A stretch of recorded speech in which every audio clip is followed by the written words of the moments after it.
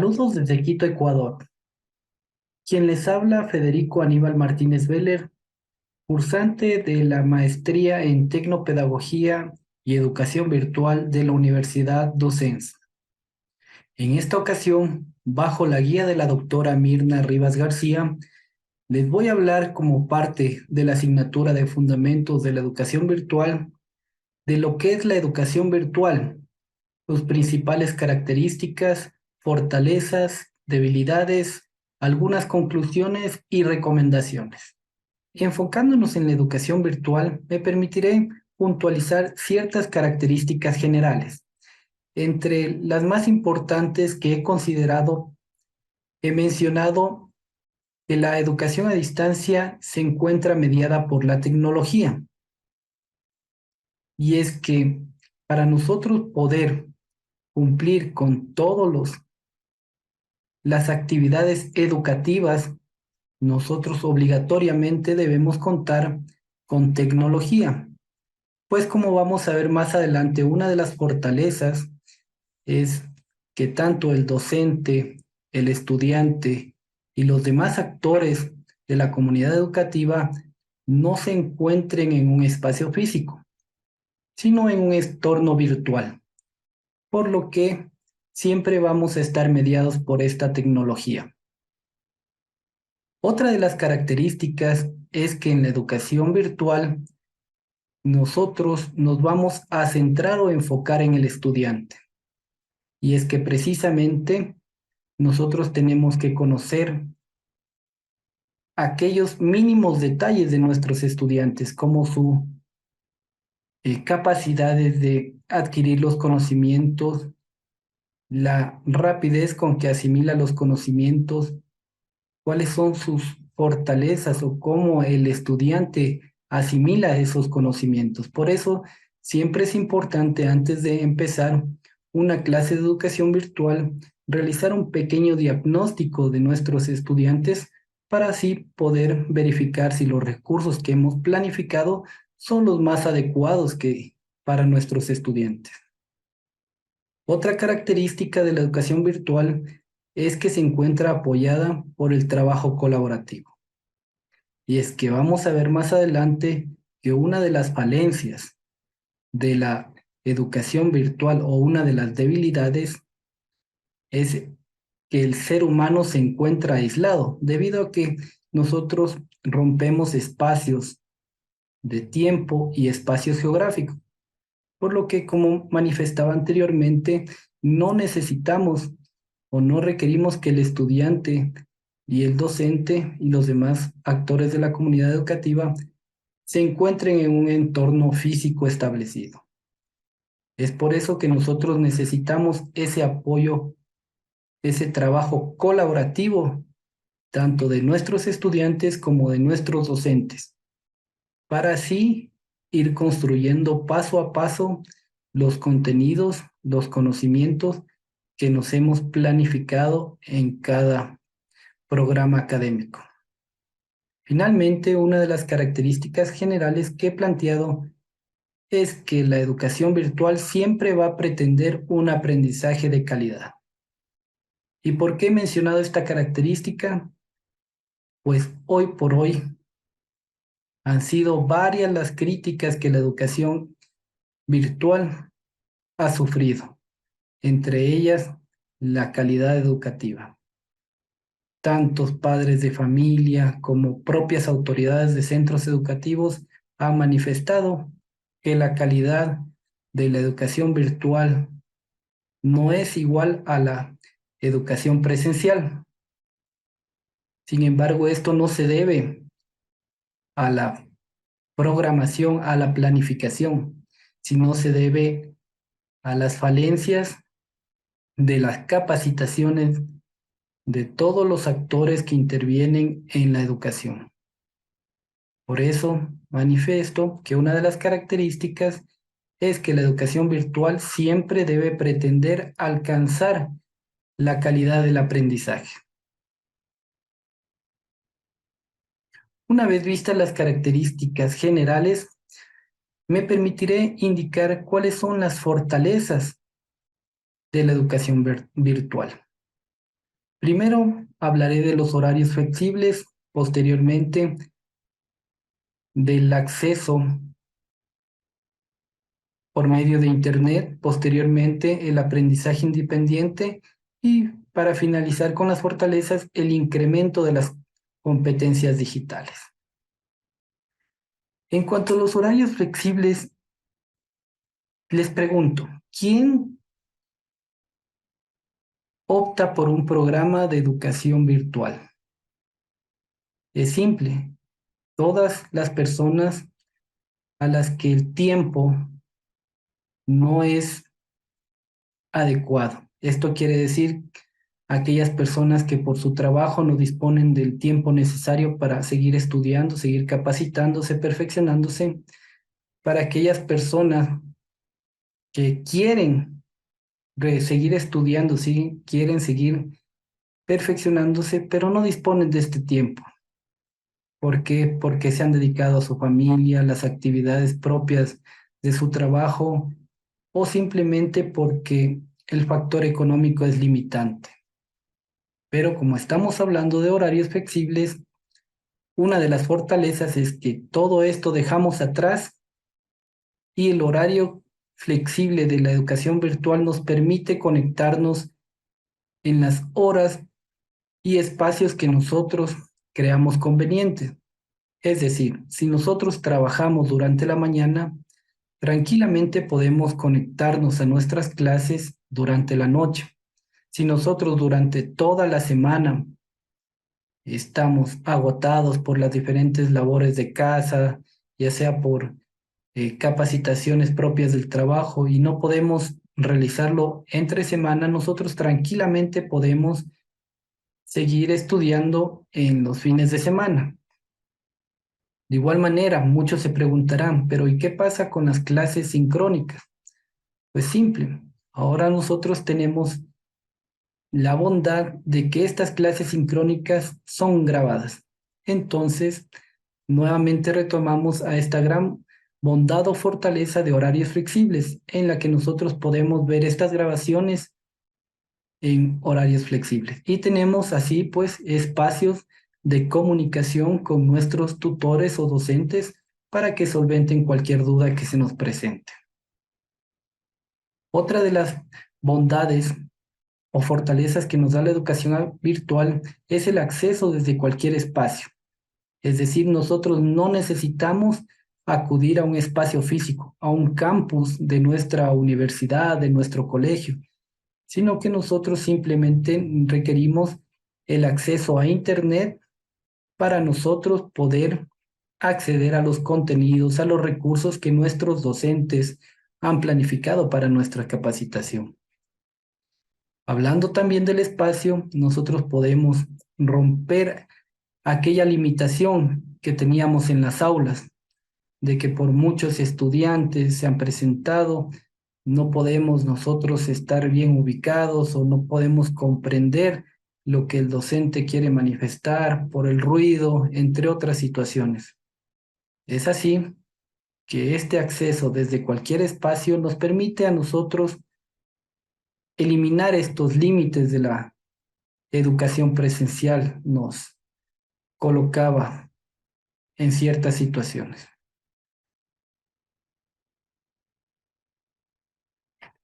Otra fortaleza es el aprendizaje independiente. Y es que como manifestábamos anteriormente, ante una flexibilidad de horarios, nosotros somos los dueños de aquel tiempo. Lo que sí es necesario aquí es que nosotros debemos ser bien organizados y disciplinados para nosotros poder construir el conocimiento. Sin embargo, reitero aquí que aunque el aprendizaje es independiente en la educación virtual, siempre será necesario la guía de nuestros tutores. En cuanto a las debilidades, puedo mencionar de manera puntual tres debilidades. Primero, el distanciamiento físico, luego el incremento de la brecha social y luego indicar que si el tutor falla, los objetivos académicos no se alcanzarán. En cuanto al distanciamiento físico, Todos sabemos que el ser humano es un ente social y el distanciamiento físico, como lo hemos apreciado en la pandemia, ha creado un daño a nuestros estudiantes, desde niños, adolescentes y adultos. Y es que el estar sentado frente a una computadora sin interacción es una gran debilidad o amenaza que tiene la educación virtual, haciéndolos a los estudiantes quizás asociales, quizás el estudiante se vuelve dependiente de la tecnología. Entonces, aquí reitero que el tutor juega un rol muy importante, el de elaborar unos recursos académicos apropiados para su clase y estar en una permanente guía de su clase. En cuanto a la brecha social, si bien es cierto que nosotros rompemos brechas de espacio y tiempo con la educación virtual, se nos abre una gran brecha, la que es aquella social, aquella que no todas las personas tienen acceso a Internet, aquella que todas las personas no tienen acceso a los equipos móviles, a los medios tecnológicos que requerimos para la educación. Más adelante veremos cómo podemos combatir a esta gran brecha social que arma en la educación virtual. Finalmente, dentro de las debilidades, puedo mencionar que una falta de capacitación de los actores. Y es que si los actores fundamentales de la educación, que son los docentes, los directivos, personal de apoyo administrativo de las escuelas, centros educativos, no está capacitado, los objetivos académicos no se van a conseguir. Por eso que en la gráfica nosotros podemos ver a aquellas personas cayendo desde lo más alto. En todos los niveles necesitamos una capacitación. Y esto es lo que nos hace falta y es una gran debilidad de la educación virtual. Y es que sin esta capacitación, el docente se encontrará, podemos contar con toda la tecnología disponible, con todos los recursos académicos de punta, pero si el docente no lo sabe utilizar, no lo sabe enfocar, aquellos objetivos académicos planteados no servirán de nada. Es así que llegamos a las conclusiones. Las conclusiones están enfocadas a las debilidades para plantear las recomendaciones. El distanciamiento físico se supera con el uso adecuado de tecnologías. Es así como lo manifestaba. El uso de un computador para nosotros explicar la clase, llevar la clase presencial al estudiante donde él se encuentre, en la hora que se encuentre.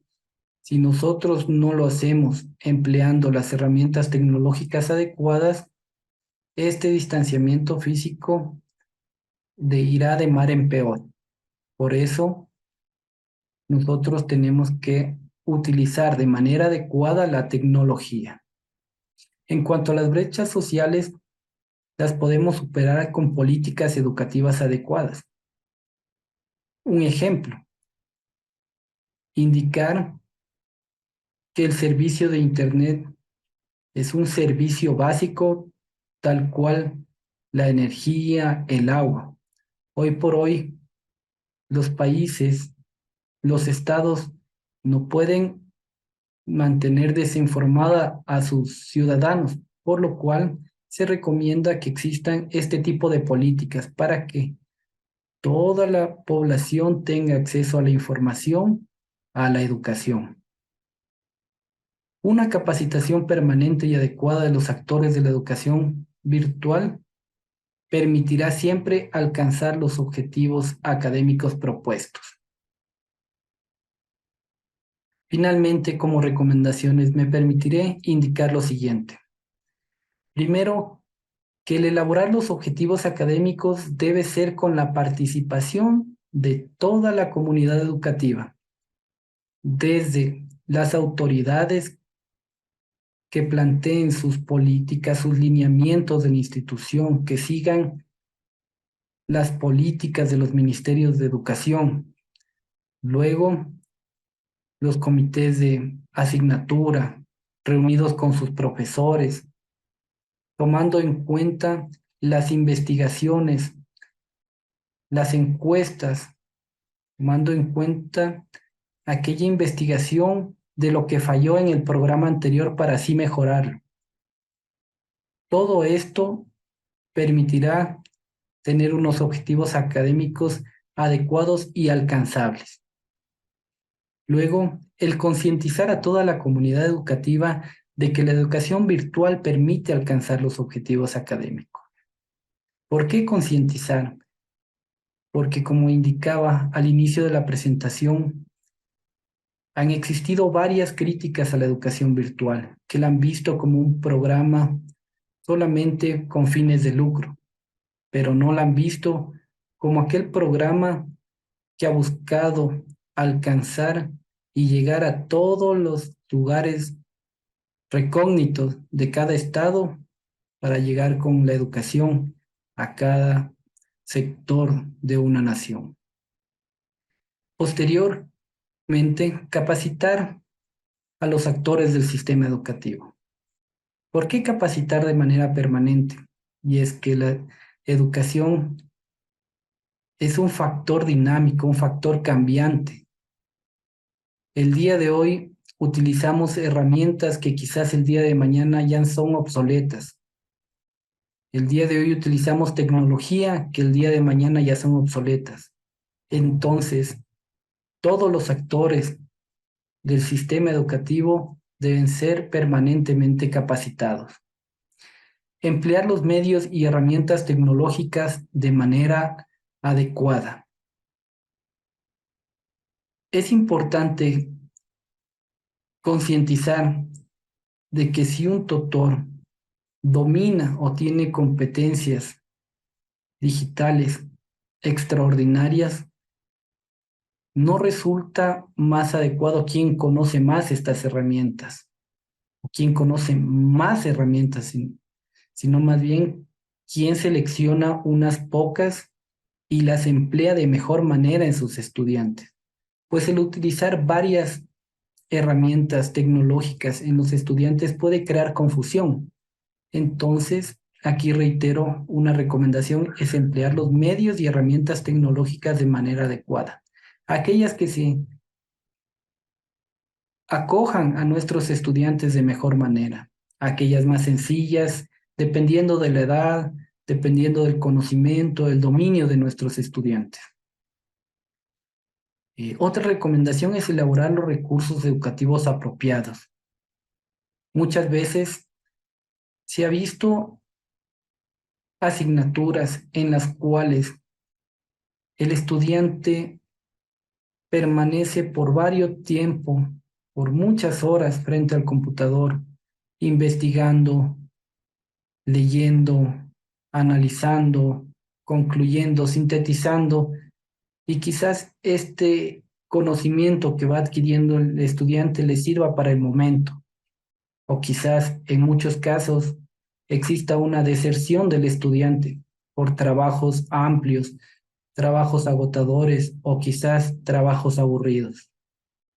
Es por eso que he colocado que una recomendación es elaborar recursos educativos apropiados, evitar que el estudiante permanezca durante mucho tiempo frente al computador, porque esto además puede ser perjudicial para su salud. Y mantenerlo el tiempo adecuado frente al computador en actividades concretas y que le sirvan al estudiante es mucho más recomendable. Finalmente, mantenerlos motivados y guiar siempre a los estudiantes es la mejor recomendación que les puedo dar. Mantenerlos motivados, ¿para qué? El estudiante fácilmente, con acceso a Internet, puede perderse en un mundo de información que existe en la web. Pero si nosotros los motivamos en las actividades, en aquellos recursos educativos que nosotros hemos creado para los estudiantes, si nosotros estamos permanentemente en contacto con ellos, guiándolos, motivándolos. Ellos van a mantener esa visión, esa línea hacia donde nosotros queremos llevarlos a los estudiantes. Finalmente, puedo indicarles que si conseguimos esos objetivos académicos, hemos logrado aquel objetivo fundamental de la educación virtual, de construir conocimientos en comunidad, empleando o mediados por la tecnología. Hasta aquí la presentación que me he permitido realizar para todos ustedes como un resumen de lo que es la educación virtual. Muchas gracias por su atención. En pantalla tienen mi correo electrónico y mi número celular para cualquier duda que se presente. Reitero las gracias por su atención.